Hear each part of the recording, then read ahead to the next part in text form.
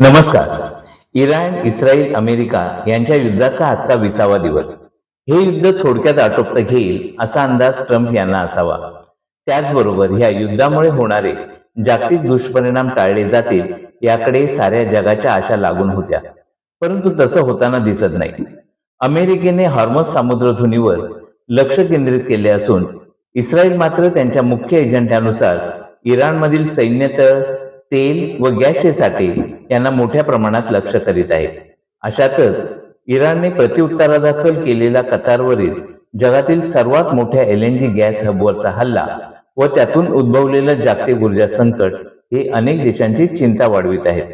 भारत आपल्या LNG गरजेपैकी सुमारे 40 ते 45% गॅस कतारकडून आयात करतो. आता पुरवठा कमी झाल्यामुळे भारताला महागड्या स्पॉट मार्केटमधून गॅस खरेदी करावा लागत आहे. या सगळ्याचा प्रामुख्याने होणारा दुष्परिणाम म्हणून एकतर LNG आणि PNG तसेच वीज निर्मितीचे दर वाढू शकतात. खत उत्पादन महागून शेतीवर देखील विपरीत परिणाम होऊन महागाई वाढण्याची दाट शक्यता आहे.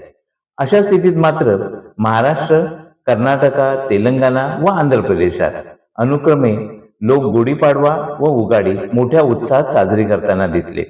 गुढीपाडव्याच्या शुभ मुहूर्तावर सोने खरेदी करणाऱ्यांना सोन्यातील 2500-3000 पर्यंत झालेली घसरण पथ्यावर पडताना दिसली आहे. सध्या भारत सरकार जागतिक पातळीवर उद्भवलेल्या परिस्थितीवर लक्ष ठेवून असून इंधन पुरवठ्याचे पर्याय शोधत आहे. ब्रह्मपुराणानुसार असं मानलं जातं की ब्रह्मदेवाने आजच्याच दिवशी म्हणजे चैत्र शुक्ल प्रतिपदेला सृष्टीची निर्मिती केली आणि सूर्योदयाबरोबर नव्या वर्षाची सुरुवात केली. आजच्याच दिवशी शालिवाहन राजाने त्याच्या बलाढ्य शत्रूचा संहार केला आणि त्याचबरोबर शालिवाहन शकाची सुरुवात झाली. पाहूया तर मग हे युद्ध पुढे काय स्वरूप घेऊन येते.